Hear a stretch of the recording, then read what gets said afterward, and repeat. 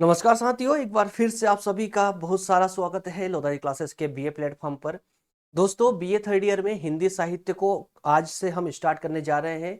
Hindi major वाले जितने भी बच्चे हैं या माइनर में जिनका काव्यांग विवेचन एवं जनपदीय भाषा साहित्य वाला विषय है, वो आज से बिल्कुल कमर कस लीजिए।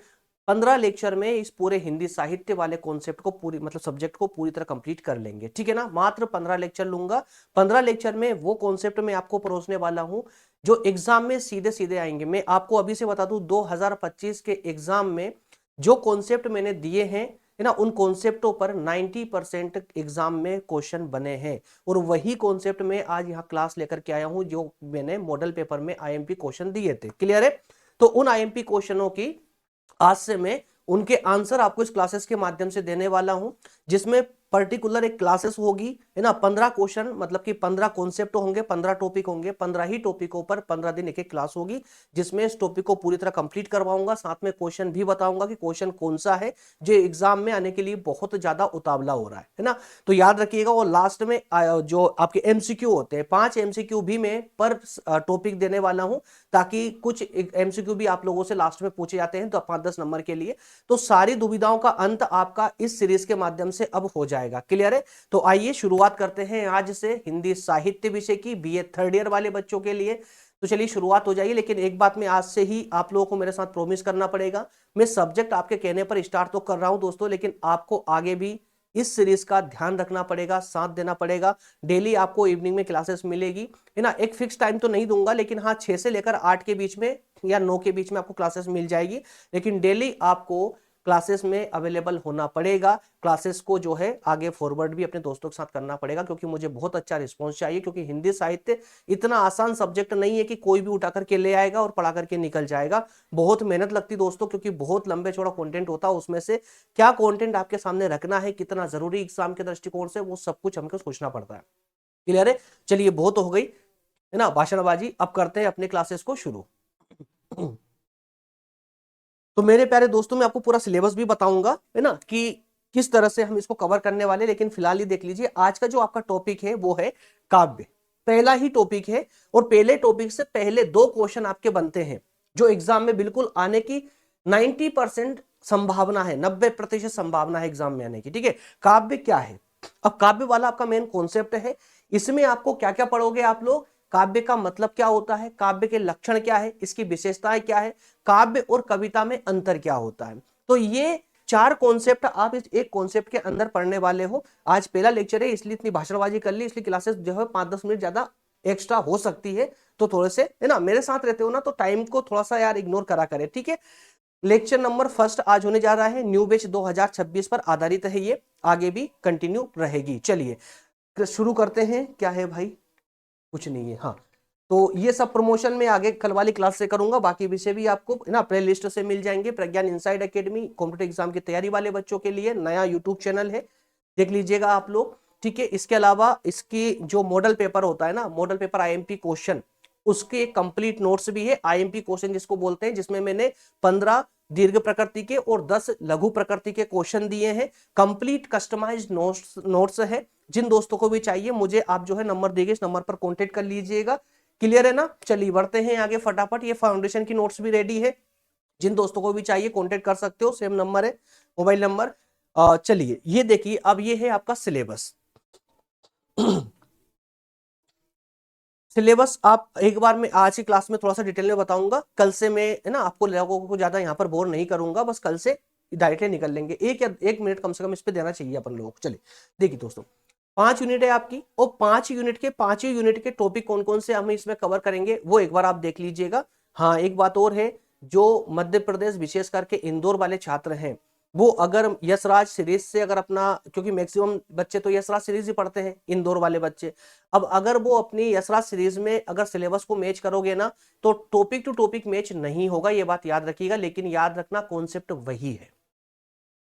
मध्य प्रदेश से जितने भी छात्र देख रहे हैं ये लेक्चर, उन सभी को मेरा कहना है कि आपका सिलेबस वही है, सेम सिलेबस है, बस उसे मैं अपनी स्टाइल में तोड़ मरोड़ के लाया हूं। कॉन्सेप्ट वही है, टॉपिक पूरे के पूरे वही है।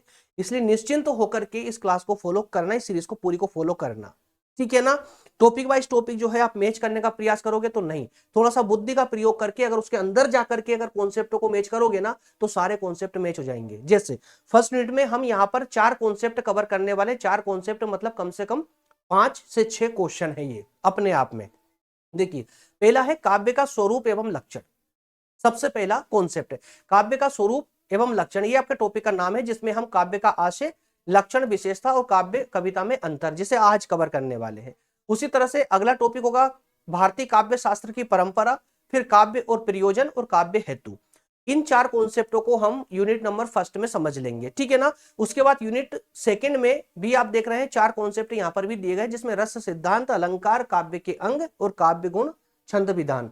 तो ये आपके यूनिट सेकंड में आपको पढ़ना है और सभी पर हर टॉपिक पर एक लेक्चर मिलेगा। मैं आज फिर रिपीट कर रहा हूं, हर लेक्चर में मैं आपको वो क्वेश्चन भी बताऊंगा जिसका आंसर मैं आपको यहां बोर्ड पे पढ़ा रहा हूं, ठीक है ना। तो क्वेश्चन पहले बता दूंगा, उसके बाद उसका आंसर हम लोग यहां पर डिस्कस करेंगे, मतलब एक टॉपिक के रूप में डिस्कस करेंगे। यूनिट थर्ड में आप देख पा रहे हैं यहां पर 2 टॉपिक हम कवर करेंगे, है ना, जनपदीय और लोक साहित्य परिचय, और बाद में मालवी भाषा परिचय और क्षेत्र आदि कंप्लीट इसमें कवर हो जाएगा।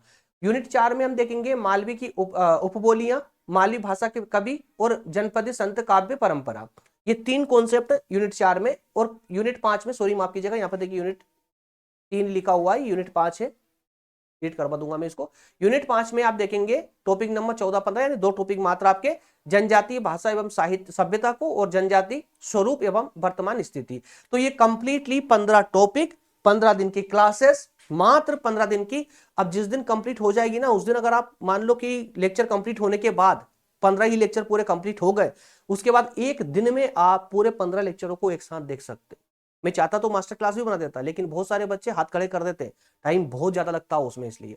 लेकिन एक साथ पढ़ने में अलग अलग क्लास में बहुत डिफरेंस रहता है, याद रखिएगा। तो अलग अलग क्लास में अगर आप 15 लेक्चरों में टॉपिक को पढ़ते हो, सब्जेक्ट को पढ़ते हो, तो मैक्सिमम आपको याद रहेगा। चलिए अपनी कहानी करते हैं अब शुरू, है ना।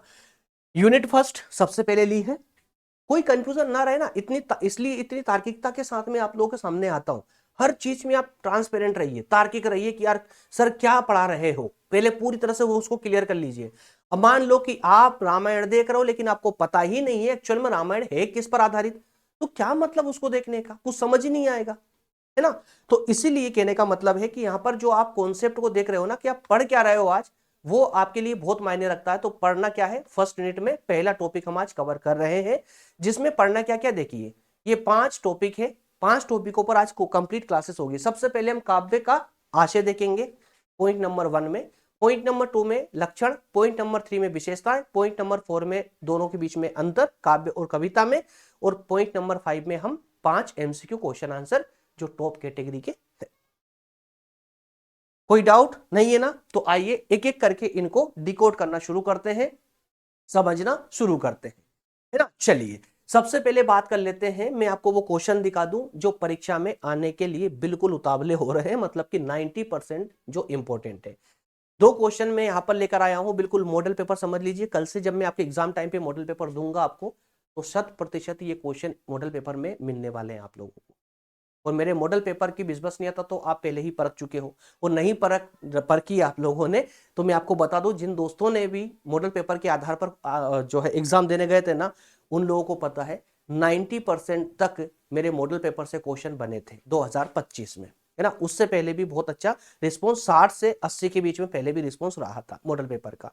उसी आधार पर मैं क्वेश्चन लेकर आया हूं, इन दोनों क्वेश्चनों का आंसर आप आज देखोगे। देखिए पहला क्वेश्चन क्या है, काव्य का आशय स्पष्ट करते हुए इसकी विशेषताओं पर प्रकाश डालिए। तो काव्य का आशय, काव्य का अर्थ क्या है, काव्य की विशेषताएं जो हम आगे पढ़ने वाले हैं, काव्य के लक्षण जो आज मैं अभी बताने वाला हूं, बात समझ रहे ना आपको, और काव्य और कविता में अंतर।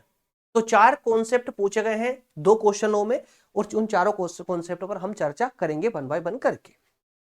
यहां तक सब कुछ क्लियर है ना। तो आइए अब करते हैं शुरू क्लासेस को। सबसे पहले पॉइंट नंबर 1, काव्य का आशय।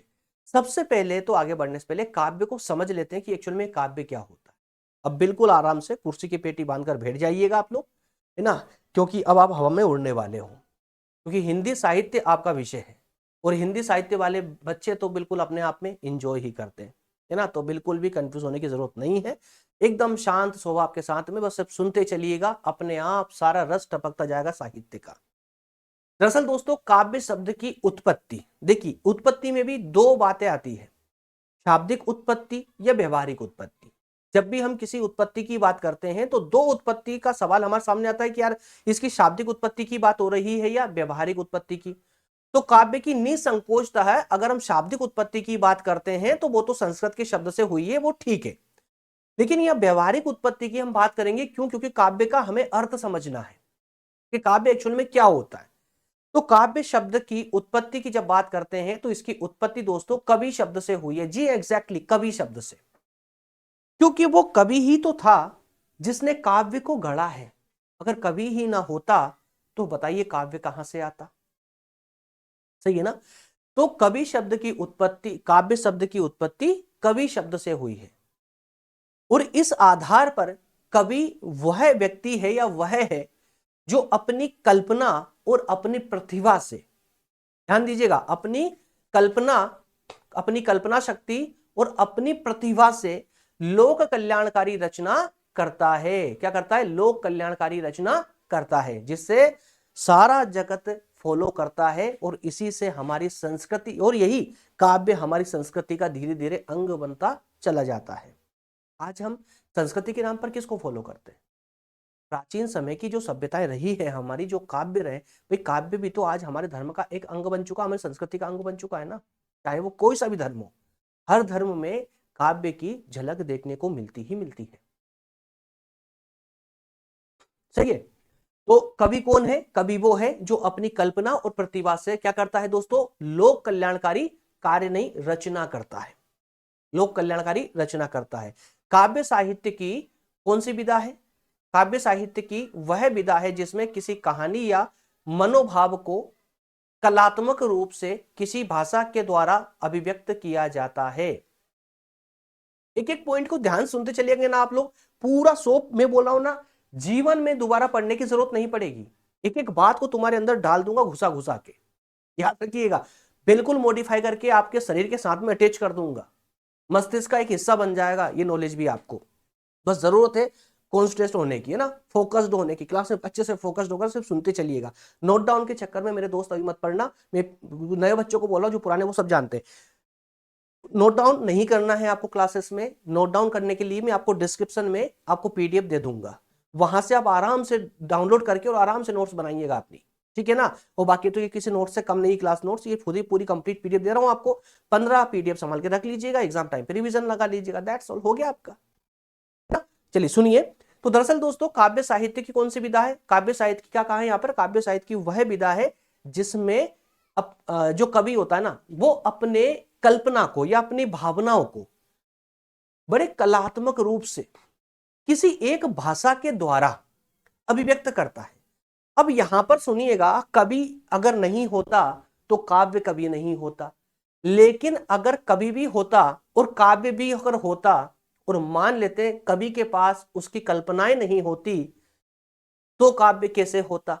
और अगर चलो कल्पनाएं भी होती लेकिन उसके पास में वो कला नहीं होती, मतलब यानी कि वह प्रतिभा नहीं होती। कल्पना तो है पर उस कल्पना को अभिव्यक्त करने की प्रतिभा नहीं है कि वो कलात्मक रूप में अभिव्यक्त कर सके, जिससे लोग उसके प्रति आकर्षित हो, उस साहित्य के प्रति, उस रचना के प्रति आकर्षित हो, तो भी काव्य को गढ़ा नहीं जा सकता था। तो यहां पर कई सारी बातों की एक ले बन जाती है। क्या? कवि का होना, कवि की कल्पना का होना, कल्पना के बाद उसकी कवि की प्रतिभा का होना, और इन सब के होने के बावजूद एक ऐसी भाषा का होना जिसके माध्यम से लोगों तक उस कल्पना को पहुंचाया जा सके, तभी कहीं जाकर के एक काव्य गढ़ा जाता है। तो ये अब तक बात हुई है हमारी काव्य पर। अब इस अर्थ के माध्यम से आप इतना तो समझ सकते हो कि जिस काव्य की हम बात कर रहे हैं ये व्यापक अर्थों में हमने इसको समझा है ना। काव्य अपने आप में एक महासागर है। लेकिन अब अगर मैं कहूं कि कविता क्या है, तो मेरे प्यारे दोस्त, काव्य एक महासागर हुआ, कविता उसकी एक धारा मात्र है। जी हां, जैसे एक नदी महासागर में आकर के मिलती है, बिल्कुल कविता को नदी समझ लीजिए आप। काव्य अपने आप में एक महासागर है और उसका एक छोटा सा हिस्सा है कविता। तो भारत में कविता का इतिहास और कविता का दर्शन बहुत पुराना है। इसका प्रारंभ कहां से हुआ था? भरत मुनि से इसका प्रारंभ माना जाता है, भरत मुनि से। समझ रहे हैं ना? कोई दिक्कत यहां तक तो नहीं आ रही है? चलिए, तो भारत में कविता का इतिहास बहुत पुराना, मतलब प्राचीन समय का रहा है, भरत मुनि के समय का। क्लियर है? चलिए आगे बढ़ते हैं। अब यहां पर हम एक क्षणिक रूप से, मतलब कि एक कहे तो एग्जाम में यूज करने लायक तथ्यों के माध्यम से दो प्रकार के अर्थ समझेंगे।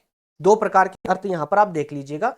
दो प्रकार के अर्थ, एक व्यापक अर्थ में हम काव्य को देखने वाले हैं और एक सीमित अर्थ में काव्य को देखने वाले हैं। व्यापक अर्थ में और सीमित अर्थ में ये क्या होता है यार? व्यापक अर्थ में जब हम बुद्धि के सारे दरवाजे खोल करके जब सोचते हैं ना, तो वो व्यापक अर्थ हो जाता है। जब हम पूरे बुद्धि के पूरे खिड़की दरवाजे खोल दे, पूरा ब्रह्मांड हमारे मस्तिष्क में समा जाता है। और जो छोटी सोच वाला व्यक्ति होता है ना, तो वो कितना सोचता है? जितनी उसकी जरूरत है, उसे हम सीमित अर्थ मान लेते हैं। लेकिन यह थोड़ा सा अलग हो जाएगा। क्या अलग हो जाएगा दोस्त? देखिए, व्यापक अर्थ में हम देखेंगे कि जो हमारा काव्य है ये कहां से आया है, कैसे बना है, इसका पूरा ब्रह्मांड, पूरी पृथ्वी से, पूरे मतलब कह सकते हैं कि हम पूरी दुनिया, पूरा ब्रह्मांड को ही हम इसमें ले लेंगे कि पूरे ब्रह्मांड में कहां कहां पर इसकी चर्चा हुई है, वो सबको हम यहां उठा कर ले आएंगे। उसे हम व्यापक अर्थ कहेंगे।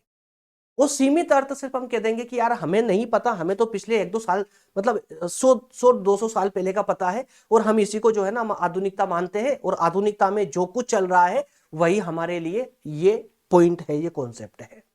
वो सीमित अर्थ हो जाएगा। तो इसके डिफरेंस को समझ लोगे ना आप, समझना बहुत बच्चों वाला काम हो जाएगा आप लोगों के लिए। क्या है व्यापक अर्थ में? क्या बताया मैंने आपको? जिसमें आप पूरी दुनिया के कोने कोने को छान करके हर जगह से उस कॉन्सेप्ट को उठा करके ले आओगे, जहां जहां पर भी काव्य की बात हुई होगी उसे हम कहेंगे कि यार पूरी दुनिया को हमने खंगोल लिया। ये व्यापक अर्थ है। प्राचीन काल को, प्राचीन क्या आदिकाल को भी हमने उसमें ले लिया है। जितना पुराने से पुराना समय था, जब से हमने होश संभाला तब से लेकर, इंसानों ने जब से होश संभाला तब से लेकर के सारे कॉन्सेप्ट हमने आज तक इकट्ठे कर लिए, तो ये व्यापक अर्थ हो गया। लेकिन सीमित अर्थ मतलब ये कि हम तो आधुनिक समय में हैं, हमें सिर्फ आधुनिकता पर विश्वास है, आधुनिक समय की बात करेंगे, आधुनिक समय में जो कॉन्सेप्ट है हम उसी को काव्य मानेंगे, वो सीमित अर्थ हो जाएगा। क्लियर? तो आइए जरा व्यापक और सीमित अर्थ को चुटकियों फटाफट पढ़ के और चुटकी में समझ लेते हैं। कैसे? जरा देखिए, व्यापक अर्थ, प्राचीन काल में गद्य और पद्य दोनों को ही काव्य माना जाता था। देखिए दोस्तों, कितनी अच्छी बात, बहुत मतलब गागर में सागर भर दिया, कुछ और बोलने की जरूरत ही नहीं है। क्या बोल दिया? प्राचीन काल में, प्राचीन काल में जहां से काव्य की जड़ें निकली है ना, उन जड़ों की ही बात कर दी, तो बाकी पेड़ की बात करने की जरूरत ही कहां बची है। क्या बोला? कि प्राचीन काल में गद्य और पद्य दोनों को ही काव्य माना जाता था। गद्य और पद्य दोनों को, दैट्स ऑल। सारी घटना तो इन्हीं में समझ आती है। अरे भाई, कोई भी हमारा साहित्य है, साहित्य की कौन सी विधाएं होती है? तो गद्य होगी या पद्य होगी, है ना, प्रोस या पोएट्री। अब दोनों को मिलाकर के ही यहां पर काव्य बोला जा रहा था प्राचीन समय में। तो ये गद्य और पद्य, गद्य प्लस पद्य इज इक्वल टू व्यापक अर्थ, दैट्स ऑल, और कुछ भी नहीं। वही सीमित अर्थ मतलब आधुनिक काल, और कुछ भी नहीं, मॉडर्न एरा। आधुनिक काल में हम जिस पर ज्यादा विश्वास करते हैं, जैसे आधुनिक काल में क्या क्या चलता है? लय चलती है। आजकल फिल्मी गाने सुनते हैं ना, लय चलती है, डायलॉग बाजी, तुक, छंद, है ना, और भावनाओं से ओत प्रोत रचना। फिल्मों की, बड़ी साउथ फिल्मों की कभी स्टोरी देखिएगा आप लोग, तो भावनाओं से ओतप्रोत हो जाओगे। बॉलीवुड में भी कोई कमी नहीं है, हॉलीवुड को छोड़ करके भावनाओं की। बट मैं एक एग्जांपल ले रहा हूं, तो है ना, आप लोग बुरा मत मानिए सर आप साउथ की तारीफ कर रहे हैं। अरे वो भी तो भारतीय है ना। ले, तुक, छंद और भावनाओं से ओतप्रोत जो रचना होती है उसको हम काव्य या कविता मान लेते हैं। बस इतनी सी बात है दोस्तों। दोनों अर्थों में, व्यापक अर्थ में गद्य और पद्य, दो बात याद रखनी है। सीमित अर्थ में आधुनिक काल में जिसे हम लय, तुक, छंद या भावनाओं से उत्पन्न जो रचना होती है उसको हम काव्य मानते हैं, दैट्स ऑल। इसके अलावा कुछ भी नहीं पढ़ना है। जब एग्जाम सेंटर में लिखने बैठोगे ना, आप यकीन नहीं करोगे, ऐसे हाथ चलेंगे आपके, ऐसे आइडियाज आएंगे आपको, क्योंकि ये तो पहली क्लास ही है। अभी आपने पढ़ा ही क्या है, आखिरी तक काव्य के बारे में सुनते चलोगे आप, तब समझ आएगा कि यार ले में क्या क्या लिख सकता हूँ, तुक में तुक कैसे कैसे लगाना है, वो तुक के मत समझेगा एग्जाम वाले, ये ना छंद में क्या क्या लिख सकता हूँ, भावनाओं से उत्पन्न रचनाओं को मैं कैसे डिस्क्राइब कर सकता हूँ, बहुत सारी बातें आपके सामने तब तक आ जाएगी। ऑल ओवर इस कॉन्सेप्ट का सार क्या निकलता है, तो सार निकलता है कि काव्य वह शक्ति है जो पाठक या श्रोता के हृदय में एक अनूठा आनंद पैदा करती है और उसे लौकिक जगत से ऊपर उठा देती है। कितनी अच्छी बात कही है। काव्य क्या है, एक शक्ति के रूप में काव्य को माना गया है, जिसमें कहा है कि जो श्रोता होता है, जो पढ़ता है, पाठक या श्रोता जो सुनता है, उसके हृदय में एक अनूठा आनंद पैदा करती है, उसे लौकिक जगत से ऊपर उठा देती है। हिंदी साहित्य वाकई में पढ़ते हो ना, आनंद में डूब जाता है, पढ़ने वाला भी, पढ़ाने वाला भी, सुनने वाला भी, सब जो भी इसका अध्ययन करता है। आपने बहुत अच्छा कदम उठाया है हिंदी साहित्य लेकर के, सही बताओ ना, थर्ड ईयर में अगर आप फर्स्ट ईयर से ही आपने हिंदी साहित्य लिया है तो अब तक आप उस आनंद की अनुभूति कर चुके होंगे, नहीं की होगी ना तो अब आप मेरी इस क्लासेस के माध्यम से कर लोगे, क्योंकि अगर आपका जो है मेजर सब्जेक्ट है, 2 पार्ट आपको पढ़ने, दोनों पार्ट में बड़ा आनंद आने वाला है आपको। लेकिन दोस्तों फिर बोल रहा हूं, 2 उत्तरदायित्व आपको निभाना है सेशन को। सबसे पहले तो जैसे ही क्लास स्टार्ट होती है, 1-2 मिनट देख लिया आपने, लाइक जरूर कर दीजिए अगर क्लासेस अच्छी लगती है आपको तो, है ना, मैं जबरदस्ती नहीं कर रहा हूँ, क्लासेस अच्छी लगती है तो लाइक करें, नहीं लगती है तो डिसलाइक कर दीजिए, रिएक्शन जरूर देना अपना, है ना, कोई दिक्कत नहीं, मुझे जरूरी नहीं कि लाइक ही चाहिए, डिसलाइक भी कर सकते हो आप, नहीं पसंद आए तो।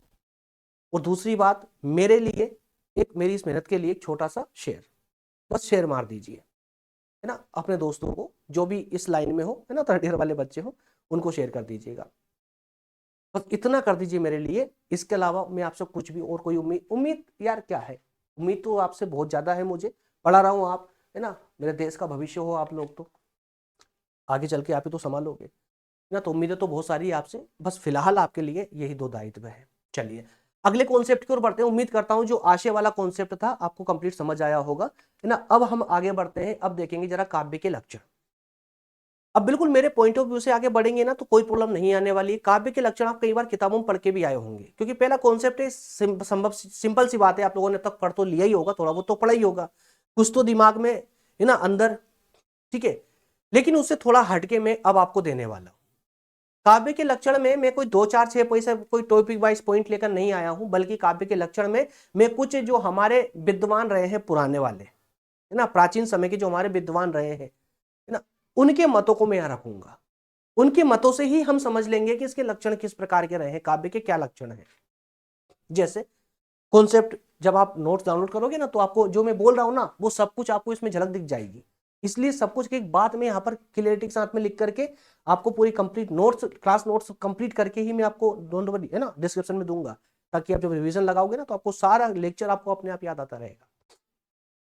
ठीक है, तो जो भी आचार्य हैं, जो भी आचार्य हैं जिन्होंने भी प्रमोट किया है काव्य को, उनके उनके मतों के आधार पर हम इसके लक्षणों को समझने का प्रयास करेंगे। और बहुत अच्छी बात यह है कि यहां पर देखिए क्या लिखा हुआ है यार, आज क्लास की ना मुझे बहुत अच्छी बात ये लगी, नई बैच स्टार्ट हुई है तो कुछ नया चेंज आपने देख रहे होंगे। नीचे ना ये जो लाइन चल रही है टाइमिंग, ये जो है ना, इसको क्या बोलते हैं, खिसकने वाली जो पट्टी है ये चल रही है ना, स्क्रोलिंग लाइन। इसकी बहुत अच्छी बात मुझे आज ये लगी है कि बच्चे डिस्टर्ब बहुत होते हैं समझाते टाइम पे, तो क्लासेस में जैसे ही मैं समझाने के लिए पेन लेता हूँ, देखिए पट्टी अपने आप रुक चुकी है ना, स्क्रॉल होना बंद हो गया, थम गई वो समझ गए, समझदार है इतने कि अब सर पढ़ाना स्टार्ट कर चुके हैं ना, तो अब डिस्टर्ब नहीं करना चाहिए, या वो जैसे ही मैं पेन लेकर के हटाऊंगा वैसे ही वापस से अपना काम कंटिन्यू कर देगी। तो आप भी थोड़ा सीखिए इस स्क्रोलिंग लाइन से, थोड़े फोकस होइए क्लास में। यहाँ पर अच्छी बात यह है सेशन की कि देखिए यहाँ पर इस कॉन्सेप्ट की कि आचार्यों के मतों को तो हम लेंगे, लेकिन एग्जाम के दृष्टिकोण से हर एक चीज में पारदर्शिता होना जरूरी है। उस आधार पर कहता हूं कि देखिए यहां पर कह दिया गया आचार्यों के मतों को भी हमने यहां पर 3 वर्गों में बांट लिया है, 3 हिस्सों में डिवाइड कर लिया है। वो 3 हिस्से कौन कौन से होंगे, तो बस 3 हिस्सों के नाम जो शॉर्ट कॉन्सेप्ट है ना, की वर्ड है, उनको याद रखिएगा आप लोग। सबसे पहला है शब्दार्थ प्रधान। देखिए पेन नहीं ले रहा होगा अभी, चल रही टाइम है ना, अपने आप स्क्रॉल हो रहा है, जैसे पेन स्टार्ट करेंगे तो ठीक है, तो चलते रह भी, है ना, आगे बढ़ना भी। तो देखिए पॉइंट नंबर 1 में क्या है, शब्दार्थ प्रधान। शब्दार्थ प्रधान, तो ये वर्ग है, जिन 3 वर्गों में हमने हमारे आचार्यों के मतों को हमने जो डिवाइड किया है ना, उसके 3 वर्ग है। शब्दार्थ प्रधान, जिसमें शब्दों की प्रधानता होती है, वो काव्य वो काव्य या उन आचार्यों के मत जिसमें काव्य के लिए शब्दार्थों की प्रधानता बताई गई है, तो उन आचार्यों को हमने अलग कर दिया। दूसरी कैटेगरी में हमने उन आचार्यों को लिया जिन्होंने कहा है कि काव्य में रस की प्रधानता अधिक होती है। दूसरे कॉन्सेप्ट को आप देखिए, रस प्रधान होता है ना। और तीसरे कैटेगरी में हमने उन आचार्यों को रखा है जिन्होंने कहा कि नहीं साहब, शब्द प्रधानता रस प्रधानता तो ठीक है, लेकिन मतों की प्रधानता भी बहुत जरूरी है। तो हम तो मत प्रधान आचार्य हैं, जो मतों के आधार पर हम काव्य को डिस्क्राइब करेंगे, है ना। तो जितने भी आचार्य थे उनको हमने 3 कैटेगरी में बांट लिया है। तो अब हम एक काम करते हैं, सारे आचार्यों को पढ़ने की अपेक्षा हम एक एक 2-2 आचार्यों को, तीनों कैटेगरी वालों को पढ़ लेते हैं, जिससे हमारा काम बहुत आसानी से आगे निकल जाएगा और हम समझ भी लेंगे, है ना। तो लेते हैं, सबसे पहला याद रखिएगा, शब्दार्थ प्रधान, रस प्रधान और मत प्रधान, है ना। इनके नीचे अर्थ भी लिखे हुए हैं। चलिए एक एक करके इनको समझना प्रारंभ करते हैं। सबसे पहले काव्य के लक्षण के अंतर्गत पहली कैटेगरी वाले जो हमारे विद्वान रहे हैं, जो आचार्य गण रहे हैं, उनको सबसे पहले तो आप लोग है ना, इन 2 नामों को रट लीजिए। आगे और भी बताऊंगा, सिर्फ 2 ही नाम नहीं है। साहित्य है दोस्त, थोड़ा सा हटके आपको चलना पड़ेगा यहां पर, है ना। 2 नाम, आचार्य भामा और आचार्य मम्मट। ये 2 नाम साहित्य के जगत में या साहित्य के क्षेत्र में सबसे ज्यादा उल्लेखनीय है, सबसे ज्यादा प्रसिद्ध है। और इस क्लासेस के माध्यम से मैं आपको जो 5-6 ऐसे नाम देने वाला हूं, उन 5-6 नामों को बिल्कुल उसमें लिस्ट बना करके दीवार पे, अपने टेबल पे जहां पर भी लगे वहां चिपका लीजिएगा, जब तक वो अच्छे से दिमाग में फिट ना हो जाए। मैं ये नहीं बोलता उन्होंने क्या कहा था, क्या दृष्टिकोण था उनका, उनका जन्म कब हुआ था, है ना, बाकी बाकी उनने क्या दर्शन दिया, ये सब नहीं बोल रहा हूं, सिर्फ नाम का बोल रहा हूं। नाम याद कर लीजिए बस, बाकी सब अपने आप में आपके अंदर डाल दूंगा। क्या क्या डालना है ना, क्या क्या आपके दिमाग के अंदर क्या क्या डालना है, वो सब हो जाएगा। सिर्फ आपके इनके नाम पहले आप याद कर लीजिएगा। आचार्य भामा और आचार्य मम्मट, 2 आचार्यों के नाम। कैटेगरी अपने आप बन जाएगी। किस विचारधारा थे वाले थे ये? तो ये काव्य को शब्दार्थ प्रधान बताते थे, जिनमें शब्दों की प्रधानता होती, मतलब जो शब्द हैं, शब्द और अर्थ पर, ये जो काव्य है ना, ये काव्य शब्दों पर आधारित होता है कि आप किस प्रकार के शब्दों का प्रयोग कर रहे हैं। दोनों ही आचार्यों के विचारों को जरा हम एक बार पढ़ के समझ लेते हैं, देख लेते हैं, क्योंकि इतने प्राचीन समय का मैं भी नहीं हूं, तो मुझे भी इतना थोड़ी ना पता है कि, है ना। देखिए टाइमलाइन रुक चुकी है ना, स्क्रॉल करना बंद कर दिया है। ठीक है, आचार्य भामा क्या कहा उन्होंने कहा है कि शब्दार्थो सहितो काव्यम, शब्दार्थो सहितो काव्यम। क्या मतलब हुआ इसका? उन्होंने ये एक श्लोक कहकर पूरी तरह स्पष्ट कर दिया है कि केवल शब्द या अर्थ काव्य नहीं है, बल्कि दोनों का सार्थक मिलन ही एक अच्छा काव्य हो सकता है। फिर से रिपीट कर रहा हूं, क्या कहा इन्होंने? शब्दार्थो सहितो काव्यम। इसका मतलब क्या कहा उन्होंने? कहा कि काव्य में सिर्फ या तो शब्द या सिर्फ अर्थ, है ना, ये अलग अलग नहीं चल सकते। अगर आप एक अच्छे काव्य को गढ़ना चाहते हैं तो आपको इन दोनों को साथ लेकर चलना पड़ेगा, तभी जाकर के एक सार्थक अर्थ काव्य का निकल पाएगा, या सार्थक अर्थ या सार्थक काव्य बन पाएगा, है ना। तो पहली भावना तो इनकी ये पहला अर्थ तो विचार ये था आचार्य भामा का। और आचार्य मम्मट की बात करें तो उन्होंने अपने ग्रंथ काव्य प्रकाश में कहा, क्या कहा उन्होंने? तद दोषो शब्दार्थो सगुणा वर्णन कृति पुनः क्वापि। यार मेरी संस्कृत ना बहुत कमजोर है, इसलिए माफ करिएगा थोड़ा सा, मैं लेबद्ध तरीके से संस्कृत नहीं बोल पाता हूँ ना, ये आज से नहीं, बचपन से मेरी प्रॉब्लम है, इसमें मुझे ताना मत मारिएगा। इसका अर्थ हिंदी में लिख करके लाया हूं व्यवस्थित रूप से, और मुझे पता है मेरे जैसे आप में से भी बहुत सारे स्टूडेंट होंगे जिनको संस्कृत में पकड़ कमी होगी, है ना। क्या कहा? काव्य वह शब्द अर्थ है जो दोष रहित हो। हाँ, लेकिन हिंदी साहित्य मत टेंशन लीजिए, हिंदी साहित्य में डुबा दूंगा बिल्कुल आपको, है ना, बहुत अच्छी पकड़ है साहित्य में। ठीक है, काव्य वह शब्द अर्थ है जो दोष रहित हो, गुणों से युक्त हो, और यदि कहीं अलंकार ना भी हो तो वह भी काव्य कहलाएगा। अब दोस्तों एक बात का यहां फोकस किया आपने, क्या कहा उन्होंने? मम्मट महोदय ने क्या कहा कि काव्य वो है, वो शब्द अर्थ है जो पूरी तरह दोष से क्या हो, मुक्त हो। पहली बात इसकी विशेषता बोल दी उन्होंने कि दोष से मुक्त होना चाहिए और गुणों से युक्त होना चाहिए। आगे जो उन्होंने कहा ना वो बहुत बड़ी बात है। क्या कहा उन्होंने, यदि कहीं अलंकार ना भी हो, ये याद रखना एग्जाम में पूछा जा सकता है आप लोगों से, ये पॉइंट अंदर का है ना। आज मतलब ये विचार किसने दिया था कि यदि काव्य में अलंकार ना भी हो तो भी काव्य कहला सकता है। ये विचार किसका था, यह मत किसका था। 4 आचार्यों के नाम आपके सामने है ना रख देंगे एमसीक्यू में, तो ऐसे में याद रखिए करें इसको। तो क्या कहा उन्होंने, क्या कहा, दोष मुक्त हो, है ना, दोष मुक्त या दोष रहित हो और गुणों से युक्त हो। अलंकार नहीं भी होगा तो भी चलेगा काव्य के अंदर ना, तो भी वो काव्य कहलाएगा। अलंकार नहीं होगा तो भी काव्य कहलाएगा। तो यहां पर इन्होंने शुद्ध शब्दों में कह दिया कि अलंकार की जरूरत नहीं है काव्य के लिए। लेकिन हम अलंकार वाले पक्ष को भी पढ़ने वाले हैं आगे, इसलिए किसी को इग्नोर मत करना। ठीक है, तो ये दो जो मत थे आचार्यों के उनको हमने समझा। क्या बात है भाई, ये कैसी डिजाइन है, चलिए कोई बात नहीं, है ना। देखिए अब ये बाकी के जो 2 बचे थे उनको भी हम एक साथ लेकर के आ चुके हैं। अब बात कर लेते हैं रस और आनंद पर आधारित, मतलब रस प्रधान वाले मतों को, और उसके बाद में पाश्चात्य विद्वानों के मतों के आधार पर, मतलब मत प्रधानता के आधार पर। तो यहां पर रस और आनंद पर आधारित आधारित जो मत है किन किन ने दिए, आचार्य विश्वनाथ, मैं इस पर 2 स्टार लगा रहा हूं, चलो 3 कर देते हैं। ऐसे तो जितना चाहूं उतना कर सकता हूं, कारण क्या है पता है आपको, शायद ऐसा कोई एग्जाम रहा होगा साहित्य के क्षेत्र में जब आचार्य विश्वनाथ का नाम ना आया। साहित्य विषय का शायद कोई सा ऐसा एग्जाम होगा जब प्रश्न पत्र में आचार्य विश्वनाथ का नाम ना आया हो। अब इस खाली इतनी सी बात से आप समझ सकते हैं कि ये कितना इंपॉर्टेंट कॉन्सेप्ट है, कितना इंपॉर्टेंट नाम है आचार्य विश्वनाथ, है ना। थोड़ी भावनाओं को भी, मेरे सिर्फ शब्दों पर मत जाइएगा, कभी कभी थोड़ी भावनाओं को भी समझते चलिएगा। क्लास चेक कर ले एक बार, ठीक है। तो यहां पर भी हम 2 विद्वानों की बात करेंगे, आचार्य विश्वनाथ और पंडित राज जगन्नाथ। पंडित राज जगन्नाथ ये भी इंपॉर्टेंट है, किसी को कम मत समझना दोस्त, है ना। पर जो एग्जाम में बार बार रिपीट हुए हैं उनको मैंने बताया, शायद एग्जामिनर को कुछ ज्यादा है ना अट्रैक्शन होंगे इसका इनके लिए। साहित्य दर्पण में उन्होंने सबसे प्रभावशाली लक्षण दिया, अच्छा इसी कारण से ना पानी की बॉटल नहीं, क्या, साहित्य दर्पण में उन्होंने सबसे प्रभावशाली लक्षण दिया, क्या दिया, क्या कहा, वाक्यम रसात्मकम काव्यम। मैं बड़ी मुश्किल से पढ़ पा रहा हूं इनको, है ना।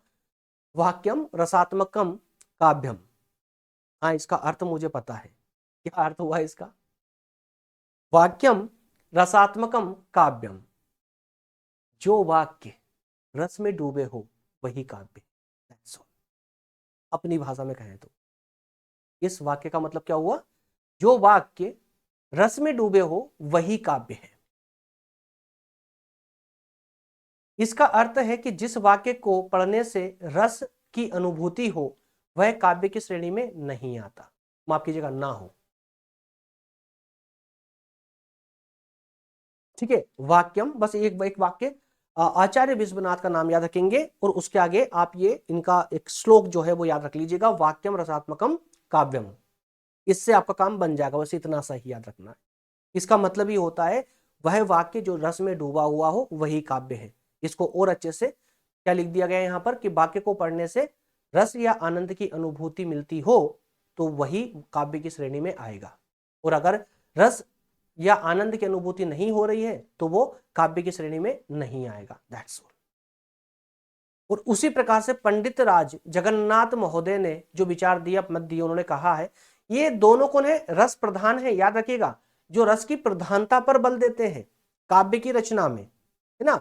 तो इन्होंने रमणीयता पर जोर दिया है, किस पर, रमणीयता पर जोर दिया है। रमणीयार्थ प्रतिपादक शब्द काव्यम, मतलब शब्द जो मन को मारने वाला अर्थ दे वही काव्य है। मन को मारने वाला मतलब सुंदर अर्थ दे, तो ऐसे शब्द होना चाहिए जो रमणीय हो। रमणीय हो मतलब सुंदर हो। अगर सुंदर शब्द है तो वही, मतलब सुंदर शब्द देखिए, रमणीय है मतलब क्या, कि वो शब्द जो आप रस विखेरते चले जा रहे हैं आगे, और उस रस से लथपथ कौन हो रहा है, श्रोता या पाठक, वही है काव्य। दैट्स ऑल, है ना। तो आचार्य विश्वनाथ ने क्या कहा था, रस की अनुभूति होती हो तो वही काव्य की श्रेणी में आएगा। और इनसे मिलता जुलता ही कहा यहाँ पर पंडित राज जगन्नाथ ने इन्होंने रमणीयता पर जोर दे दिया। रमणीयता, है ना, कि जिस शब्द में रमणीयता हो या जिस शब्द का अर्थ सुंदर हो वही काव्य है। तो दोनों का अगर परिभाषाओं को देखोगे ना आप, तो दोनों की लगभग लगभग समान ही है। वही पाश्चात्य विद्वानों के मतों को, मतलब मत प्रधान को भी देख लीजिए, इसका जो तीसरी कैटेगरी मत प्रधान। अब मत प्रधान में भाई हम तो मतों के आधार पर ही चलेंगे, है ना, हमें दुनिया से कोई लेना देना नहीं है, हमें मतों पर ही, भाई किसने क्या मत दिया है उस मतों को ही हम काव्य मानेंगे और कुछ नहीं। तो ये पाश्चात्य विद्वान है। जैसे एक है वर्ड्सवर्थ, ये ब्रिटेन के जहां तक मुझे पता है, क्योंकि मैं आपके शायद बीए फर्स्ट ईयर में इंग्लिश लैंग्वेज में ना इस महोदय को लिया गया है, एक पोइम के माध्यम से इनके पोइम को पढ़ाया गया है उसमें, है ना, विलियम वर्ड्सवर्थ की। और एक है कोलरिज। ये दो विद्वान हमने पश्चिम से लिए हैं। तो इन दो जो पश्चिम के विद्वान हैं, इनका ये मतों पर ज्यादा विश्वास करते हैं। इनका कहना है कि कविता प्रबल भावों का सहज उच्छलन है, प्रबल भावों का। और ये भाव का निर्माण कहां से होता है, मतों से होता है। आपके अंदर भावनाएं कहां से आती है, जैसे आपके विचार हैं आपकी भावनाएं भी वैसे ही रूप लेगी। गलत है क्या? जैसे आपके अंदर भावनाएं हैं, आपके विचार कैसे बनेंगे, या आपके जैसे विचार हैं आपकी भावनाएं कैसी बनेगी, है ना, बिल्कुल आईना साफ है, जैसे आपकी सूरत वैसे ही रिफ्लेक्शन। तो कविता क्या कहा उन्होंने, प्रबल भावों का क्या है, सहज उच्छलन है और कुछ नहीं। किसने कहा, वर्ड्सवर्थ ने। ये लाइनें आपको ना दो दो चार चार बार पढ़ोगे ना अपने आप, अभी नहीं, अभी तो आपने पढ़ लिया, समझा दिया मैंने, याद रहेगा आपको, कंफर्म याद रहेगा अभी तो, लेकिन एग्जाम के ठीक पहले आपको रिवीजन लगाते टाइम बता रहा हूं मैं, है ना, जो शॉर्ट है ना उसको दो दो चार चार बार पढ़ लीजिएगा, सब कुछ अपने आप हो जाएगा। और कोलरिज महोदय ने क्या कहा, सर्वोत्तम शब्द अपने सर्वोत्तम क्रम में कविता है। जो शब्द सर्वोत्तम है और उन सर्वोत्तम शब्दों को सर्वोत्तम क्रम में जमा दीजिए, वही कविता है।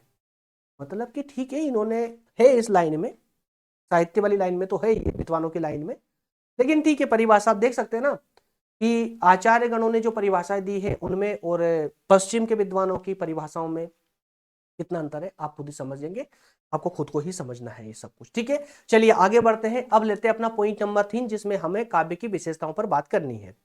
यहाँ पर काव्य की विशेषताओं में कुछ महत्वपूर्ण पॉइंट है, यहाँ शायद 4-5 पॉइंट दिख रहे हैं। यहाँ पर इन 4-5 पॉइंटों को ही हम डिकोड करेंगे एक एक करके। चलिए भैया, स्क्रोलिंग होना बंद करिए, आप डिस्टर्ब मत करना। देखिए पॉइंट नंबर 1, विशेषता की बात कर रहा हूं, तो अब थोड़ा सा ना अपना पूरा जो फोकस है ना, अब इसकी विशेषताओं पर लेकर चले जाइए। यार काव्य की विशेषता क्या हो सकती है, तो मैं बताता हूँ ना क्या हो सकती है। देखिए सबसे पहले तो भाव प्रधानता, काव्य में भाव की प्रधानता होती है, भाव मतलब भावनाओं की प्रधानता होती है। कोलरिज महोदय ने कहा ना भाव, है ना, तो भावनाओं की प्रधानता। सबसे पहले तो काव्य मस्तिष्क की नहीं हृदय की वस्तु है, इसमें विचारों की तुलना में भावनाओं का आवेग अधिक होता है। यार इतना प्यारे, मतलब कि इसको डिकोड किया है ना, पढ़ोगे ना वाकई में आनंद आएगा, बोर होगे नहीं, आपका ये जो है ना पूरा इंजन आपका गर्म होगा ही नहीं है, बहुत स्मूथ चलने वाला है। डरते हो साहित्य से, डरने की जरूरत नहीं है, आप उसके अंदर तो जाइए। काव्य की विशेषताएं हैं भावनाओं की प्रधानता होना, काव्य में भावनाओं की प्रधानता होती है, सब भाव, क्योंकि ये दिमाग से नहीं आते काव्य, ये हृदय से आते हैं। इसमें विचारों की तुलना में भावनाएं ज्यादा होती है। ठीक है, वहीं प्रतिभा का प्रकटीकरण होता है इसमें, कि व्यक्ति सामने वाला कितना, है ना, प्रतिभाशाली है। काव्य निर्माण के लिए कवि में नई नई सोच पैदा करने वाली बुद्धि होनी चाहिए, हर रोज कुछ नया, है ना, जो अपनी मतलब कि एक लिमिट से बाहर जाकर के सोच सके, कंफर्ट जोन छोड़ करके कुछ बड़ा सोच सके, ऐसी बुद्धि का होना बहुत जरूरी है। इसी को कहते हैं प्रतिभा का प्रकटीकरण, और यही इसके विशेषता का एक कारण बन जाता है। दूसरा कारण इसका अलंकरण बन रहा है। क्या? अलंकरण। अब मुझे कमेंट करके बताइए अभी की अभी, अलंकरण किसने कहा था कि अलंकार नहीं भी होगा तो भी काव्य चलेगा? और मैंने 4-5 बार आपको रिवाइज करवाया था वहां पर। कमेंट अभी चाहिए मुझे, तुरंत अभी कमेंट कीजिए, जितने भी लोग देख रहे हैं। अलंकार किसने मना किया था कि काव्य में अलंकार नहीं भी हो तो भी चलेगा, बस वो दोष मुक्त होना चाहिए, दोष रहित होना चाहिए, वो गुणों से युक्त होना चाहिए। उन आचार्य का नाम कमेंट में लिखिए मुझे। चलिए, अलंकरण, यद्यपि अलंकार अनिवार्य नहीं है, फिर भी वे काव्य की शोभा बढ़ाते हैं।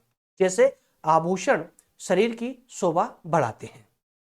अब आभूषण सबके जरूरत तो नहीं है, लेकिन अगर पहन लोगे तो अच्छा ही है ना। तो बिल्कुल इसी प्रकार से अलंकार है। अलंकार नहीं भी होगा तो भी काव्य का रूप बदलेगा नहीं, लेकिन काव्य को और सुंदर बनाना है तो क्या दिक्कत है, लगा दीजिए ना, पहना दीजिए आभूषण, मतलब अलंकार। बात समझ आई? तो ये भी इसकी एक विशेषता है। उसी प्रकार से साधारणीकरण, क्या लिखा हो भाई? साधारण साधारणीकरण साधारणीकरण साधारणीकरण। चलिए ठीक है। अरे आप देख पा रहे हो ना, आप लोग परेशान नहीं होते इन शब्दों से? अरे हम भी होते हैं भाई। पूरे 15 घंटा मेरा इन्हीं चीजों में बीतता है। पूरे 24 घंटे में से 15 बाकी का मेरे फैमिली के लिए, बाकी सोना इसके लिए टाइम लगता है ना दोस्तों, है ना। तो 15 घंटा कंटिन्यूअसली किताबों को, आपके ऑनलाइन कॉन्सेप्ट को देने के बावजूद भी किसी के शब्दों में हम लोग भी उलझ जाते हैं। तो आप लोग मायूस क्यों होते हो? यार ये शब्द तो बहुत कठिन है, ऐसा है वैसा है। क्यों भाई?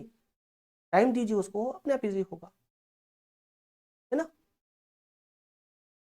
चलिए, साधारणीकरण की बात कर ले तो एक अच्छी कविता पाठक को ऐसा महसूस करा, अरे साधारणीकरण का मतलब कि एकदम सिंपल होना चाहिए, उलझन जैसी चीजें नहीं हो काव्य में। तो काव्य अपने आप में है ही ऐसा, एकदम अपने आप में, है ना, एकदम साधारणता उसके अंदर देख झलकती है। जो पाठक पढ़ता है या जो श्रोता सुनता है वो कभी बोर होता ही नहीं है। जैसे मैं कवि के ही सुख दुख को अपना मान रहा हूं, बिल्कुल ऐसा ही है। जब आप किसी काव्य को, कविता को पढ़ते हो तो आप उस कविता में डूब जाते हो, आप उस कविता में अपने आप को रिलेट करने लगते हो।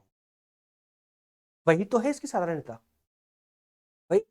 सत्य और शिव का मेल, जी हाँ, ये काव्य का सबसे बड़ा, मैं तो इसको आभूषण कहूंगा, एक काव्य का आभूषण, सत्य और शिव का मेल। काव्य का एक लक्षण होता है सत्यम शिवम सुंदरम। क्या होता है? सत्यम शिवम सुंदरम। हजार लाख करोड़ बार सुना होगा आप लोगों ने इसको, सत्यम शिवम सुंदरम। कितने लोगों को इसका अर्थ पता है? सत्यम शिवम सुंदरम का मतलब होता है कि उसमें सत्य भी हो और सुंदर भी हो, लेकिन ये तो पॉसिबल नहीं है आज की दुनिया में। अगर सत्य होगा तो वो पक्का सुंदर नहीं होगा, है ना, मतलब दिल पे छुभने वाला होगा, क्योंकि सत्य कड़वा होता है ना, परिभाषा है आधुनिकता की। सत्य भी हो, सुंदर भी हो, और शिव का मतलब क्या होता है यहाँ पर? जग कल्याण करने वाला हो, समाज का कल्याण करने वाला हो। तो सत्य हो, सुंदर हो, और समाज के कल्याण की भावना उसके अंदर हो, वही हो सकता है सत्यम शिवम सुंदरम। और ये कॉन्सेप्ट हम बोलते हैं महाकाल के लिए, शिव जी के लिए, है ना। तो काव्य का एक लक्षण सत्यम शिवम सुंदरम है, यानी वह सत्य भी हो, सुंदर भी हो, और समाज का कल्याण करने वाला भी हो। और ये सारी विशेषताएं हमारे काव्य में पाई जाती है। काव्य सत्य भी है, क्योंकि सत्य घटनाओं पर आधारित होकर के ही काव्य की रचना गढ़ी जाती है, और सुंदर भी है, क्योंकि पाठक श्रोता जो है उसके रस में पूरी तरह लतपत हो जाता है।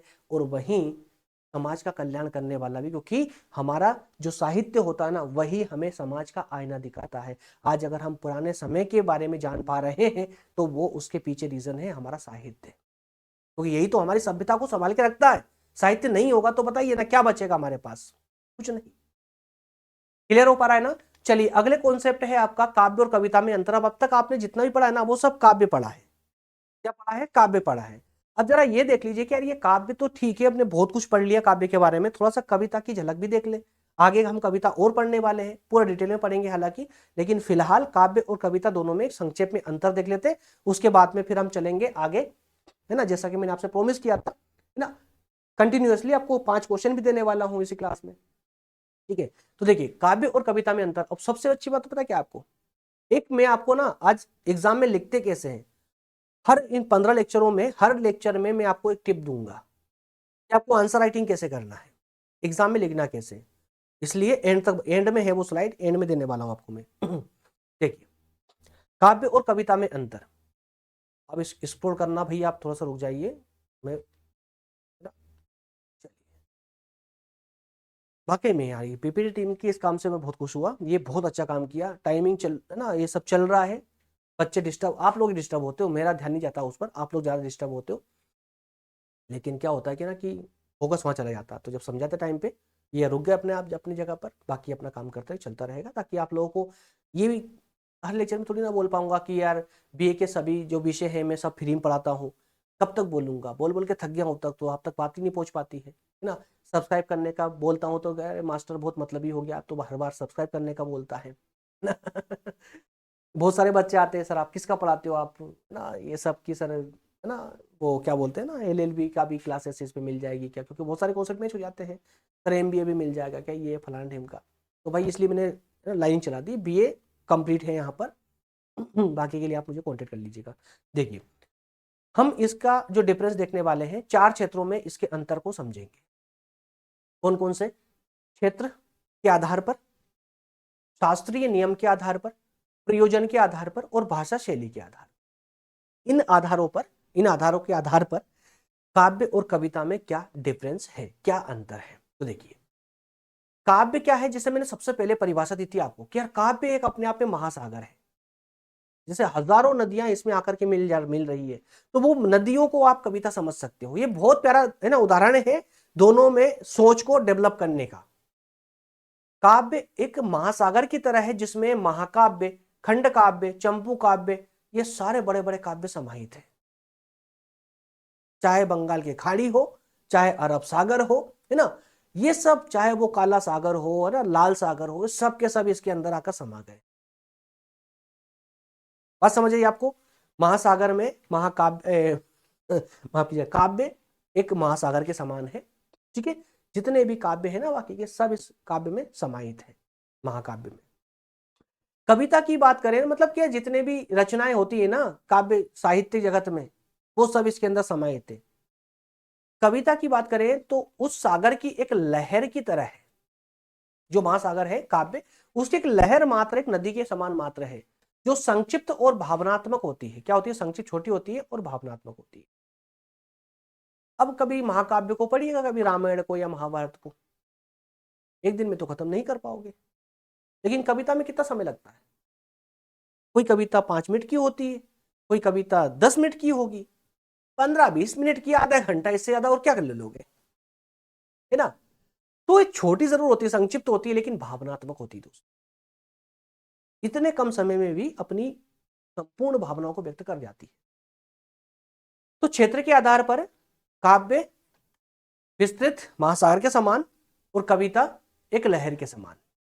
वही शास्त्रीय नियम की बात करें तो इसमें व्यापक व्याकरण, पिंगल, है ना, जिसको हम पिंगल मतलब छंद शास्त्र, यही नाम चलता है, पिंगल ही बोला जाता है इसको, छंद शास्त्र बोलते हैं इसको, है ना, और रस सिद्धांतों का कठोरता से इसमें पालन किया जाता है। याद रखिएगा, काव्य में व्याकरण का, पिंगल का और रस के सिद्धांतों का खासकर ध्यान रखा जाता है। जबकि जब हम बात करते हैं कविता में, तो आधुनिक कविता में नियमों के बंधन जो है ढीले हो जाते हैं। आधुनिक कवि ऐसे ऐसे आ चुके हैं जिन्हें नियमों से बहुत ज्यादा लेना देना नहीं है। वो अपनी प्रतिभा के आधार पर अपने अनुसार कविताओं की रचना करते हैं। इसीलिए कहा गया है कि आधुनिक कविता में नियमों के जो बंधन होते हैं वो ढीले हो जाते हैं। यहां अभिव्यक्ति की स्वतंत्रता ज्यादा होती, अभिव्यक्ति की स्वतंत्रता ज्यादा होती। उसी प्रकार से प्रयोजन की बात करें, इसका उद्देश्य अक्सर ऐतिहासिक, दार्शनिक या महान नायक के जीवन का चित्रण होता है। प्रयोजन के आधार पर अगर बात करें तो जो काव्य है उसका उद्देश्य क्या होता है, ऐतिहासिक, दार्शनिक या महान नायक के जीवन का चित्रण। जितने भी आप बड़े बड़े काव्य पढ़ोगे, या तो उसमें आप इतिहास का दर्शन करोगे, या फिर किसी एक विशेष दर्शन पर आधारित तो होगा वो काव्य, महाकाव्य, है ना, या किसी महान नायक के जीवन पर, जैसे कि रामायण को देख लीजिए आप, है ना, शिव पुराण को देख लीजिए आप, महान नायक के जीवन पर आधारित होता है।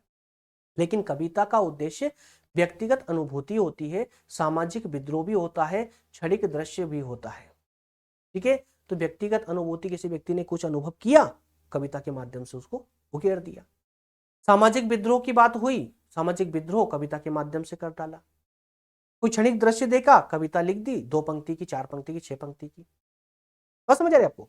तो इसमें यहाँ डिफरेंस देखिए। भाषा शैली की बात करें तो इसकी भाषा जो है ना, प्राय अधिकतम जो है तत्सम प्रधान और गंभीर और गरिमामयी होती है। तत्सम प्रधान होती है, गंभीर भाषा होती है ना, और गरिमामय होती है। वहीं कविता की भाषा एकदम सरल होती है, बोलचाल की भाषा होती है और प्रतीकात्मक होती है। मतलब कम शब्दों में बोलना है ना, तो प्रतीकात्मक होना जरूरी है, संकेत के माध्यम से। जैसे मैं आपको बहुत सारी बातें हाथों से ऐसे इशारा कर करके या एक्सप्रेशन के माध्यम से समझाता हूँ, तो वो मेरी सांकेतिक भाषा है। मैं यहाँ 2 भाषाओं का यूज कर रहा हूँ आपको पढ़ाने टाइम पे, है ना। एक शाब्दिक भाषा जो मैं मुंह से बोल रहा हूँ, जो आप सुन रहे हैं, और एक मेरे हाथों से या एक्सप्रेशन के माध्यम से जो सांकेतिक भाषा है ना, प्रतीकात्मक जिसको बोला जा सकता है। क्लियर है? तो ये डिफरेंस, 4 डिफरेंस आप लोग इसमें याद रखिएगा, इसके ज्यादा दिमाग खपाने की जरूरत नहीं है। लेकिन मेरी स्टडी जो प्लान है उसको फॉलो जरूर करना आप लोग।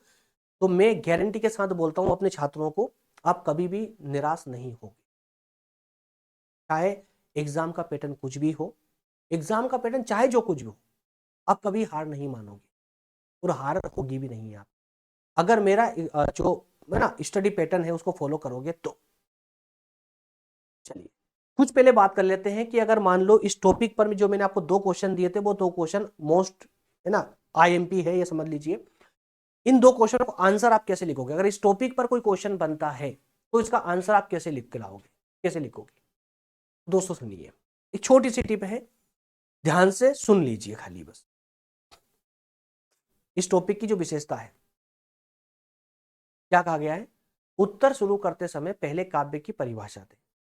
मुझे लिख के लाना पड़ता है ना, जरूरी नहीं, क्योंकि बहुत सारी चीजें ना दिमाग से निकल जाती है। उत्तर शुरू करते समय पहले काव्य की परिभाषा दें। इस पर मैंने 45 मिनट का वीडियो बनाया है कि आंसर राइटिंग कैसे करना चाहिए। और आज भी अगर आप यूट्यूब पे डालोगे ना, how to write answer in BA, बस इतना टाइप कर देना, how to write answer in BA, तो सबसे पहले आपके इस सर का ही वीडियो आएगा, मतलब लोधाई क्लासेस का ही लेक्चर आएगा। वहां 2 लेक्चर आपको देखने को मिलेंगे, जिसमें आई थिंक एक आधे घंटे का होगा और एक 45 मिनट के आसपास का होगा।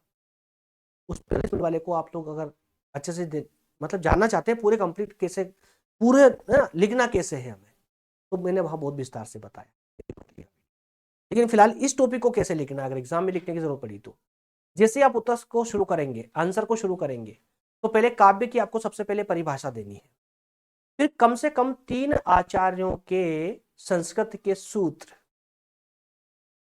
मैंने यहां पर आपको 4 सूत्र बताए हैं, है ना। 4 सूत्र मतलब कि वो जो श्लोक थे संस्कृत में, वो श्लोक बता रहा हूं, तो कम से कम 3 आचार्यों के संस्कृत के श्लोक जो है परिभाषा के रूप में लिख लीजिएगा। पहले परिभाषा, काव्य की परिभाषा लिख दी, शाब्दिक परिभाषा, भावनात्मक परिभाषा, उसके बाद में कम से कम 2-3 आचार्यों की परिभाषा जिनके कोड थे वो लिख दीजिए, है ना। जैसे आचार्य भाम, आचार्य विश्वनाथ और आचार्य जगन्नाथ, इन 3 को ले लीजिए आप। मम्मट को भी ले सकते हो, कोई दिक्कत नहीं है ना, लेकिन विश्वनाथ को नहीं छोड़ना है, ये बहुत जरूरी है हमारे लिए, इनको नहीं छोड़ना। इसके बाद में विशेषताओं को हेडिंग में लिखें, जो विशेषता मैंने आपको बताई उनको हेडिंग के माध्यम से लिखें, और अंत में अंतर की तालिका, जैसे मैंने आपको तालिका टेबल बनाई है ना, उसी फॉर्म में आप लिखें। और मैं तो आपसे ये कहूंगा कि आप लोग है ना, जिस फॉर्म में मैं आपको यहाँ पर है ना जो दे रहा हूँ क्लास नोट्स में, जिस प्रकार से आपको शो करवाता हूँ, बिल्कुल इसी फॉर्म में नोट्स बनाइए और इसी फॉर्म में आपको एग्जाम में छाप के आना है, ये याद रखिएगा। आपको आदत बन जाए इसलिए तो मैं इस टाइप से लेकर के आता हूँ, नहीं तो मुझे क्या लगता है यार, कॉन्सेप्ट उठाऊंगा डालूंगा नहीं पढ़ा दूंगा सिंपल तरीके से, क्या जरूरत है टाइम देने की, डिजाइन करो इसको, है ना। आपको पढ़ना, मुझे पढ़ाना है, डिजाइन से क्या मतलब है। लेकिन मैं आपके अंदर आदत को डेवलप करना चाहता हूँ कि आपकी एक आदत, जो सोच है ना, वो सोच ही ऐसी बन जाए कि एग्जाम में लिखते टाइम आप इसी पैटर्न को फॉलो करें। अगर आप इस पैटर्न को फॉलो करते हैं, इस तरीके को अपनाते हैं, तो इससे क्या होगा, परीक्षक जो एग्जामिनर होता है ना, उस पर प्रभाव बहुत अच्छा पड़ेगा और आपको अच्छे नंबरों की जो संभावना होती है ना, संभावना बढ़ेगी, है ना। चलिए आगे बढ़ते हैं और अब लेते हैं 5 एमसीक्यू क्वेश्चन आंसर। जो बच्चे थोड़ा से यहाँ से थोड़ा गर्म हो गया हो दिमाग, बिल्कुल 2-5 मिनट का ब्रेक ले लीजिए आप लोग, क्लास को रोक करके और पानी वानी पी लीजिए, 2-5 मिनट रुक जाइए, फिर क्लास को स्टार्ट कर लेना। तो जरूरी नहीं है क्योंकि कॉन्सेप्ट हमारा पूरा कंप्लीट हो चुका है। अब सिर्फ 5 MCQ क्वेश्चन है, 5 मिनट की क्लास बची, 5 मिनट ज़्यादा लूंगा। पहला क्वेश्चन लेते हैं हम। आचार्य विश्वनाथ के अनुसार काव्य की परिभाषा क्या है? आचार्य विश्वनाथ के अनुसार, देखिए बहुत प्यारा क्वेश्चन है। आचार्य विश्वनाथ के अनुसार काव्य की परिभाषा पूछी गई। क्या परिभाषा दी थी उन्होंने? आचार्य विश्वनाथ ने क्या कहा था? वाक्यम रसात्मकम काव्यम, वो वाक्य जो रस में डूबे हुए हो वही काव्य हो सकते हैं, यही कहा था ना। तो यहाँ पर ऑप्शन बी में हमें इनकी द्वारा कही गई परिभाषा याद आ रही है। ऑप्शन बी यहाँ पर सही हो जाएगा। ठीक है, ये आंसर भी आपका आ चुका है। नेक्स्ट क्वेश्चन है, काव्य का प्रमुख आशय या उद्देश्य क्या माना जाता है? काव्य का प्रमुख आशय या उद्देश्य क्या माना जाता है? केवल मनोरंजन करना, या कठिन शब्दों का प्रयोग करना, या आनंद की अनुभूति और लोक कल्याण, या केवल इतिहास का वर्णन करना। तो यहाँ पर ऑप्शन सी आपका करेक्ट हो जाएगा। आनंद की अनुभूति और लोक कल्याण ही जो है यहाँ काव्य का आशय होता है, उद्देश्य होता है। Option C is your answer. Clear? Next question है, क्वेश्चन नंबर 3 है, निम्नलिखित में से कौन सी काव्य की प्रमुख विशेषता है? निम्नलिखित में से कौन सी काव्य की प्रमुख विशेषता है? क्या है इसमें? इसमें केवल गद्य का प्रयोग होता है, इसमें रसानुभूति और कल्पना की प्रधानता होती है, केवल तथ्यों का, देखिए केवल वाले शब्दों को तो पहले ही आप क्रॉस कर दिया करें, है ना। केवल वाले तो आंसर आपके 90% आंसर होते ही नहीं है। ये केवल इसमें केवल है, इसको हटा दीजिए। अब बाकी दो पर फोकस करना है आपको। तो डी क्या बोल रहा है? इसमें लय और छंद का कोई महत्व नहीं होता। यार ये क्यों उसने कह दिया? लय और छंद का महत्व क्यों नहीं? हाँ अलंकार कहेंगे तो एक बार समझ आता है, लेकिन लय छंद तो बहुत जरूरी है ना। तो ये भी क्रॉस हो ही गया आपका, मतलब ऑप्शन बी आपका बिल्कुल करेक्ट है। इसमें रसों की अनुभूति और कल्पना की प्रधानता होती है। क्लियर है? वहीं अगला प्रश्न है, अगला प्रश्न है, काव्य और कविता के सूक्ष्म अंतर के संदर्भ में कौन सा कथन सत्य है? मतलब 4 कथनों में से एक कथन ऐसा है जो काव्य और कविता में अंतर स्पष्ट करता है। देखिए नीचे से स्टार्ट करते हैं क्योंकि मुझे पता है इसका आंसर कौन सा है, इसलिए देखते ही समझ आ गया। दोनों में कोई अंतर नहीं है तो ये तो अपने आप में गलत हो जाएगा। दोनों में कोई अंतर नहीं है। कविता में भावनाएं नहीं होती, किसने बोला भाई? कविता में भावना क्यों नहीं होगी? कविता में तो भावना होगी ना। काव्य केवल गद्य में लिखा जाता है, काव्य केवल गद्य में लिखा जाता है। तो केवल वाले शब्दों में पहले बोल दिया था, हटा देंगे तो ए बचा है, ए हमारा आंसर हो जाए। कैसे? देखिए क्या बोला, काव्य और कविता में अंतर बताना है। तो अंतर में काव्य एक व्यापक शब्द है, एग्जैक्टली काव्य व्यापक है, और कविता क्या है? सूक्ष्म है, काव्य के सामने सूक्ष्म है। ठीक है ना, ऑप्शन ए यहां पर सही हो जाएगा। चलिए उसी प्रकार से अगला प्रश्न देखते हैं। अगला और आखिरी प्रश्न है, रमणीयार्थ प्रतिपादक शब्द है और काव्यम। इसका मतलब यह होता है कि सुंदर अर्थ प्रकट करने वाले शब्द ही काव्य होते हैं। जो शब्द सुंदर अर्थ प्रकट करते हैं वही काव्य होते हैं। ये परिभाषा किसने दी थी? आचार्य भामह ने, आचार्य मम्मट ने, पंडित राज जगन्नाथ ने, या आचार्य दंडी ने? तो मेरे प्यारे दोस्त ये दी थी आपके पंडित राज जगन्नाथ महोदय ने। क्लियर है? ऑप्शन सी यहाँ पर करेक्ट आंसर हो जाएगा। और इस तरह से हमारी आज की पहली यात्रा कंप्लीट होती है। मतलब 15 लेक्चरों में से एक लेक्चर आपका कंप्लीट, 15 क्लासेस होंगी, एक क्लास आपकी कंप्लीट हो चुकी है। मतलब आपका सिलेबस के आधार पर देखा जाए तो आपका पहला टॉपिक कंप्लीट। कल हम लेंगे क्लास भारतीय काव्य शास्त्र की परंपरा पर।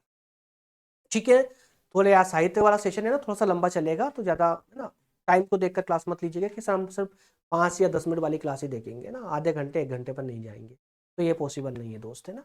चलिए ये पूरा सिलेबस है आपका, अगर आपने बीच में क्लास ज्वाइन की है तो। और जिन दोस्तों ने बीच में क्लास ज्वाइन की है ना, मैं उनसे आग्रह करूंगा, हाथ जोड़कर बहुत विनम्रता के साथ में, है ना, चिल्लाऊंगा बिल्कुल नहीं। क्लास को शुरू से, क्योंकि साहित्य की क्लास है, बीच में से देखोगे मजा नहीं आएगा, समझ नहीं आएगा। क्लास को एक बार शुरू से रिवाइज कर लीजिएगा, उसके बाद में पूरी क्लास को एक साथ देखिए, एक टॉपिक पूरा कंप्लीट। और मैं गारंटी के साथ बोलता हूं, ये क्लास आपने देखी, एग्जाम में 10 नंबर, मैं डंके की चोट पर बोल सकता हूं, ये अकेली क्लास आपके एग्जाम के लिए 10 नंबर की है। वो जो 15 पूरी क्लास देने वाला हूं, 15 पूरी क्लास, मान लीजिए 100 नंबर का आपका पेपर है, तो 90 नंबर की आपकी क्लास है पूरी, 15 क्लासेस में 10, वैसे 10 भी उसमें इंक्लूड है, लेकिन मैं इसको हटा रहा हूँ, छोड़ रहा हूँ 2 मिनट के लिए ना। 90 नंबर की 90% कवर करूंगा इसके अंदर। और कौन सा कॉन्सेप्ट जो एग्जाम में आने वाला है, उस 90 परसेंट कवर करने वाला हूँ। ये और इसी आधार पर है ना, इसी आधार पर जो है नोट्स रेडी है। आप चाहें आईएमपी क्वेश्चनों की क्वेश्चन आंसर दोनों समय थे, ठीक है। तो ये 2025 के लिए दिया गया था, लेकिन 2026 में भी आप इसको ले सकते हैं अपने स्टडी के लिए। वही 15 इसमें आईएमपी दीर्घ प्रकृति क्वेश्चन होंगे, 10 लघु प्रकृति के क्वेश्चन है और इनके आंसर भी इसमें मिले गए हैं, ठीक है। जिनको भी चाहिए नंबर दिए गए हैं, आप कॉल कर सकते हैं ना। ये फाउंडेशन की नोट्स है 3rd ईयर के लिए, ये भी अवेलेबल है। आखिरी में आपसे फिर से एक बार आग्रह करना चाहूँगा, सेशन अगर आपसे अच्छा लग रहा है, अच्छा लगा आपको, तो सेशन को लाइक ज़रूर कर दें और नए हैं चैनल पर तो सब्सक्राइब कर ले, बेल आइकन पर जो बटन है ना, घंटी जो है उसको बजा ले, ताकि सारे नोटिफिकेशन आप तक पहुंचते रहे, आते रहे। मिलेंगे कल वाले सेशन में। बहुत बहुत धन्यवाद। अपने दोस्तों के साथ शेयर करना बिल्कुल ना भूले क्लासेस को। जय हिंद, जय भारत।